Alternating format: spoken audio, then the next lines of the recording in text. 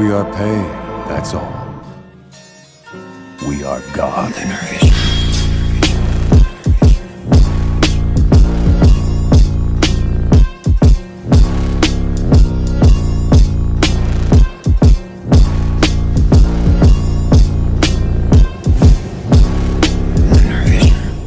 हर कोई DxD देखकर बचपन में ओप्पा ड्रैगन ना सही बट कम से कम हारेम किंग बनने का तो सोचता ही है। लेकिन अगर आप एक दिन में ऐसे 4 एनीमे डेली उड़ा देते हो तो एक टाइम आएगा जब आपको रियलाइज होगा कि आप हारेम किंग बनने के बजाय हारेम एनीमे किंग बनते जा रहे हो। किसी ने पूछा था कि आप हारेम को हरामी क्यों बोलते हो? भाई तुम मोनोगैमी सोसाइटी में होके पॉलीगैमी देख के मजे ले रहे हो। माला तो चढ़ेगी नहीं तुम पे, अगर मिलेगा तो बस ये और लड़कियों को ये।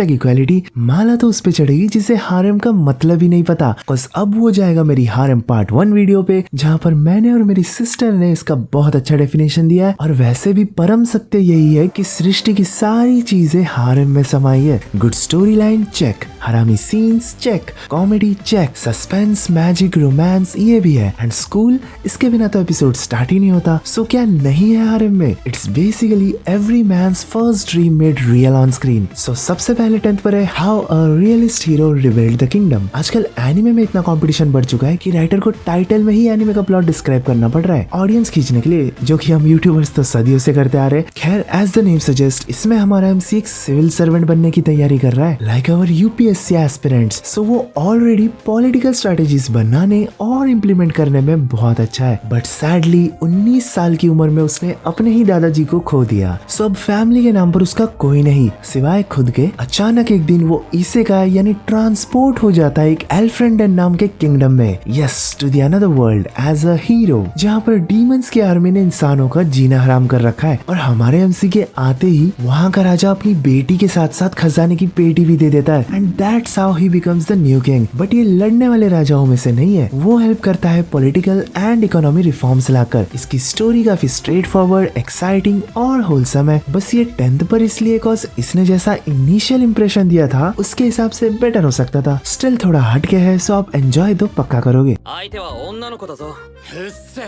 誰のせいだと思ってる。アイシャ、もういい。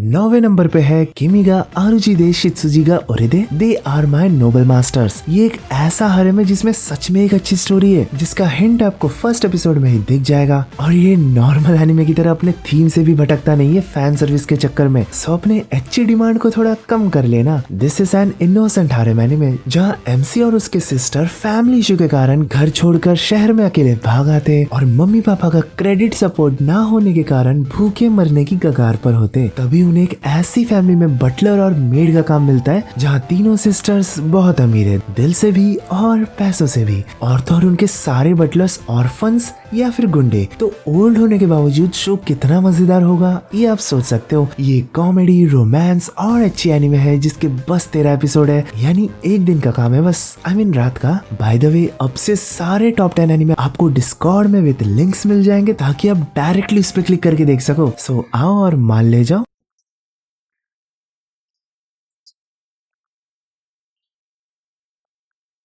8वें नंबर पे है ननानास बरीड ट्रेजर। कहने को तो ये कोई हारम नहीं है, बट हाँ इसमें वो फीलिंग है जो हर जेंडर को सेटिस्फाई कर सके, डिटेक्टिव वाली फीलिंग, क्यूरियोसिटी। इसमें नानाई नाम का एक man made island Pacific ocean के बीच में है जहाँ बच्चों को हर सुख सुविधा है, पढ़ाई लिखाई के लिए सब कुछ रेडी है, जिसे 7 एडवेंचरर्स ने बनाया था ताकि यहाँ पर हर बच्चा अपने सपने को पूरा कर सके। कॉज इनका मानना है पढ़ेगा बच्चा तभी तो करेगा बच्चा। हमारे हाई स्कूल स्टूडेंट एमसी को इसी की जरूरत थी, कॉज पेरेंट्स ने तो उसे डिसोन कर दिया है, तो उसके पापा से दूर ये आइलैंड उसके लिए हेवन है। लेकिन जैसे ही वो अपने नए कमरे में जाता है उसे दिखती है एक भूतनी। ना उसका नाम है जिसका 10 साल पहले मर्डर हुआ था। कैसे, नो आइडिया, लेकिन मरने से पहले वो एक नीट थी जो पूरा दिन ऑनलाइन गेम्स खेलती और पुडिंग खाती। उसके बावजूद उसने आइलैंड में अपने पावरफुल आइटम्स को कहीं पे छुपा दिया जिसे ढूंढकर शायद उन मर्डरर्स तक पहुंचा जा सके। अगर ये सुन के आप थोड़े से भी क्यूरियस हो गए तो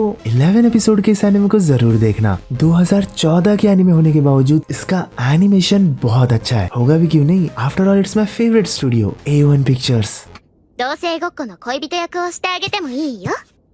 なんだ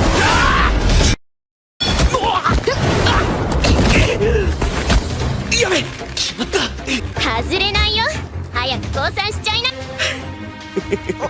この山15自爆霊ごときに引かぬこびぬ帰り If her flag breaks, okay इसकी रेटिंग 6.3 है, लेकिन who cares। मुझे पर्सनली इसका प्लॉट काफी अच्छा लगा और ये लोगों से दूर भी रहता है, तो नहीं इसके इमो लोनर बॉय होने की वजह से नहीं, बल्कि उसके ऐसा करने का रीजन की वजह से जो बहुत अलग है। वैसे जो लोग एनिमे और जापानीज कल्चर में नए हैं उनके लिए बता दूं, विजुअल नॉवेल्स में एक टर्म है फ्लैग, झंडा, जो किसी भी पर्सन के प्रति उसके रिलेशन को डिफाइन करने के लिए यूज होता है। आसान भाषा में एग्जाम्पल दूं तो हमारे MC के पास एक पावर है जिससे वो लोगों के सर के ऊपर फ्लैग्स देख सकता है जो फ्यूचर इंडिकेट करे। जैसे मानो उसने किसी लड़की से बात की और उस लड़की को वो पसंद आ गया, तो उस लड़की के ऊपर एक लव फ्लैग आ जाएगा। और अगर कोई गलती की, जैसे गाली देना या टोनी कक्कड़ के गाने सुनना, तो वो फ्लैग वही ब्रेक हो जाएगा। हमारा MC लोगों के ऊपर डेथ फ्लैग भी देख सकता है। इससे ही उसने कई लोगों को मरने से बचाया, बट कुछ को नहीं बचा पाया। तो उसे लगता है कि जो उसके साथ रहेगा उसके साथ कुछ ना कुछ बुरा होगा। लेकिन हमारी फीमेल MC पहले दिन ही पहचान जाती है इस पावर को और फिर शुरू होती है उनकी 8 कन्याओं से भरी रोमांटिक कॉमेडी लाइफ। इसके बस 13 एपिसोड है। Voice actings of cute characters alone काफी है वन टाइम वॉच के लिए, सो जरूर ट्राई करना। 6 नंबर पे है आउटब्रेक कंपनी। सोचो कि आप एक घर में बंद ओटाकू हो जिसने कई एनिमे को घोट के पी लिया है, मांगा चबा चुके हो और वीडियो गेम्स में तो डूब ही गए हो। बेसिकली भर भर के नॉलेज है आपको इन सब के बारे में, लेकिन पेट तो इससे न भरने का। तो जॉब करने के लिए हमारा MC भी हिम्मत करके अप्लाई करता है, लेकिन बदले में उसे किया जाता है किडनैप और भेज दिया जाता है एक दूसरे world with the help of a sack. Yes, इसेकाई, जहाँ ड्रैगन्स, एल्व्स, सब फैंटेसी क्रिएचर्स असल में एग्जिस्ट करते हैं। इस न्यू वर्ल्ड में उसका मकसद है जापानीज ओटाकू कल्चर को फैलाना। बेसिकली जो हम यूट्यूबर्स इंडिया में करते आए हैं बिना जापानीज गवर्नमेंट सपोर्ट के, सो किस तरह वो इस दुनिया में फाइट्स के बीच ओटाकू ज्ञान का यूज करके पीस लाएगा, वो देखने लायक होगा। अगर आपको एक ऐसा एनिमे चाहिए जिसमें सब थोड़ा थोड़ा हो, लाइक डीप मीनिंग वाला plot, action fights, war, mystery and fan service, yes ये भी थोड़ा सही है, तो आपकी इच्छा पूरी कर सकता है उतावारेरू मोनो, जिसमें हमारे MC एक गांव में पाया जाता है घायल हालत में और उसे कुछ याद नहीं वो कहां से टपका है, दिमाग से भी घायल। लेकिन गांव वाले कैनिबल्स की जगह निकलते हैं लंबे कान वाले एल्व्स। सो सेवा सत्कार तो होगी ही, लेकिन फिर किसी वजह से इनकी कंट्री पे हो जाती है वॉर। अब हमारा MC इस न्यू फैमिली को कैसे बचाएगा, वो देखने के लिए आप अपनी सीट से चिपके रहोगे। सेकंड हाफ से ये अपने ट्रू कलर शो करता है, जिसकी वजह से 25-25 एपिसोड वाले सीजन होने के बावजूद ये अब तक चल रहा है। इसके टोटल 3 सीजन है, तीसरा तो अभी जस्ट 3 जुलाई को रिलीज हुआ है। लॉल सोचो 2006 का हारम एक्शन एनिमे जिसके सीजन अब तक आ रहे हैं, अनलाइक हाई स्कूल DxD। चौथे नंबर पे है तेंची मुयो वॉर ऑन जेमिनार। एक OVA सीरीज इतनी हिट जाएगी किसी ने नहीं सोचा था, बट क्या करे, जब आप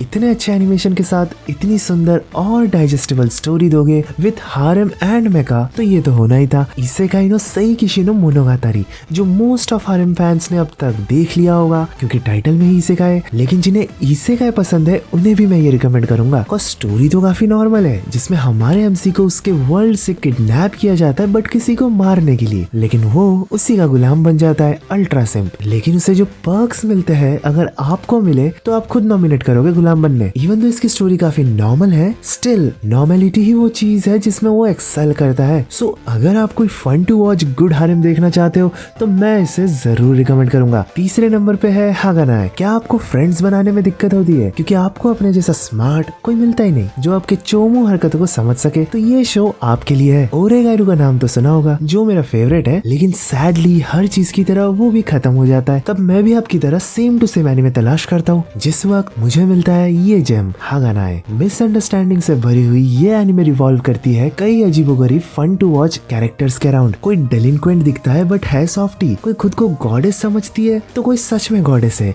जब इतने सारे वियर्डोस एक क्लब में ज्वाइन होते हैं जिसका ओनली गोल है फ्रेंडशिप करना, उसे समझना, तो आपको मिलता है entertainment with a bit of knowledge regarding society. वैसे तो ये भी हारेम में नहीं आता, लेकिन ये जॉनरा इतना जिद्दी है जापान में कि कहीं ना कहीं से तो घुस ही जाता है। तो हारेम से हटके भी अगर आपको कोई शो ट्रूली एंजॉय करना है तो इसे आज ही देख लेना, जिसके टोटल 2 सीजन्स है।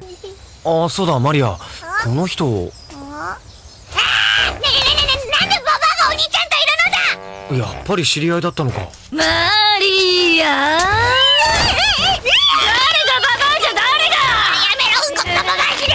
तो अगला जो एनिमे है हमारी लिस्ट में, आई एम श्योर आप सबने इसे नंबर 1 पे एक्सपेक्ट किया होगा, बट काफी कुछ एनालाइज करने के बाद और अपना ओपिनियन फोर्सफुली ठोकने के बाद मैंने इसे सेकंड पे रखा है, जिसका नाम है गोतोबुन नो हानोयोमे। यस, क्विंट्यूप्लेट्स, जिसने रिलीज होते ही आग लगा दी थी। ट्रूली देखा जाए तो यही है असली slice of life हारेम anime with comedy and good characters, mentally and physically good. I am damn sure कि आप में से कोई नहीं होगा ऐसा जिसने इसे नहीं देखा, सो मैं एक्सप्लेन करके आपका टाइम वेस्ट नहीं करूंगा। लेकिन अगर कोई बच गया है तो भाई तुम बहुत कुछ मिस कर रहे हो, एंड आई थिंक तुम्हें आज ही इसे देखने की जरूरत है, which will bring some wholesomeness to your life and make you consider your partner preferences. मैं तो साफ सीधा मीकू सपोर्टर हूँ, नो ऑफेंस। आपको कौन अच्छी लगी कमेंट में बताना, ताकि मैं उसका मर्डर करके मीकू को जिता पाऊँ। So basically it's a must watch anime for harem fans, no cap. Number 1 anime के बारे में बात करने से पहले एक ऑनरेबल मेंशन देना चाहूंगा, जिसके बारे में काफी लोगों को पता नहीं लेकिन होना तो चाहिए। That is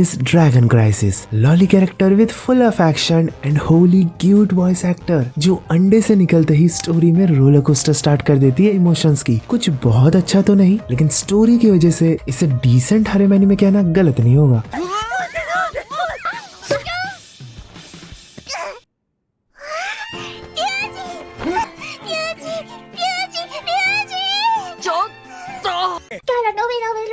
Finally, on my top pick is Grisaya no Rakuen. This anime will show all your darkest fears, जिसे शायद ही आप फेस कर पाओगे भी। I love it. Even though मैंने डायरेक्टली इसका 3rd पार्ट देखकर इसे पसंद किया था, जिसका नाम है Grisaya no Kajitsu, और फिर मुझे पता चला कि उसके पहले भी कुछ देखना था जो मैंने नहीं देखा। ऑर्डर एक्सेट्रा तो आपको डिस्कॉर्ड में दे ही दूंगा, लेकिन इट्स इतना गुड कि कैसे बताऊं। हारेम को एक सेकंड के लिए साइड में फेंक दो, इसमें स्टूडेंट टीचर रिलेशनशिप से लेकर वेप, कैनाबिलिज्म, ट्रॉमा, हंटिंग, ब्लड, गोर, सैक्रिफाइस सब कुछ है। And serious broken MC is just cherry on top. मुझे अब भी याद है जब मैंने ग्रिसाया नो काजित्सु का आइलैंड आर्क देखा था, इट वाज सो डिस्टर्बिंग कि मेरी नींद उड़ गई थी। So it's not for weak hearted people, पहले ही बता दूं। So daddy's princess and butterfly boys, stay away from this type of show. Story भी अच्छी है, so definitely deserves number 1, not due to harem but it's plot. अगर आपको लीवाई पसंद आया AOT से, तो इसका MC भी आपके दिल में जगह बना ही लेगा, बट शर्त ये कि आप इसे सही ऑर्डर में देखें। पहले एक एपिसोड वाला ग्रिसाया नो मेक्यू, देन ये ग्रिसाया नो राकुएन, एंड लास्ट में काजित्सु। वैसे भी सबका लिंक्स आपको डिस्कॉर्ड में मिल ही जाएगा, सो पैनिक मत होना। अगर आपने इनमें से सारे देख लिए तो it's time to rewatch with me, cause I am definitely watching them again. मिलता हूँ आपसे एक नई रिव्यू वीडियो में, तब तक के लिए शुक्रिया।